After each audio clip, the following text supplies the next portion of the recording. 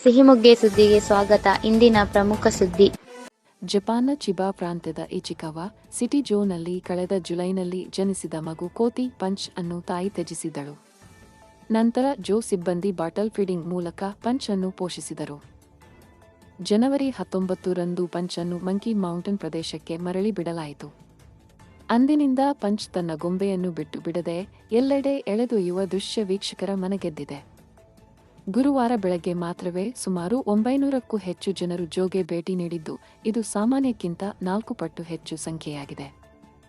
ಆಹಾರ ತರಲು ಬಂದ ಜೂ ಕೀಪರ್ಗೆ ಪಂಚ್ ಅಂಟಿಕೊಂಡಿರುವ ದೃಶ್ಯ ಎಲ್ಲರ ಹೃದಯವನ್ನು ಕರಗಿಸಿದೆ. ಇತ್ತೀಚೆಗೆ ಪಂಚ್ ಇತರ ಕೋತಿಗಳ ಬಳಿಗೆ ಹೋಗಲು ಪ್ರಯತ್ನಿಸುತ್ತಿದ್ದು, ನಾನು ನಿಮ್ಮಲ್ಲೊಬ್ಬನಾಗಬೇಕು ಎಂಬಂತೆ ತನ್ನ ಒಂಟಿತನವನ್ನು ತೋರಿಸುತ್ತಿದೆ.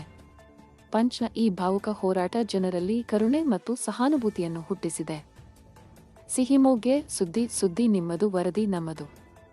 ಸುದ್ದಿ ಹಾಗೂ ಜಾಹೀರಾತಿಗಾಗಿ ಸಂಪರ್ಕಿಸಿ. ನಿಮ್ಮ ಬೆಂಬಲ ನಮಗೆ ಪ್ರೋತ್ಸಾಹಧನ.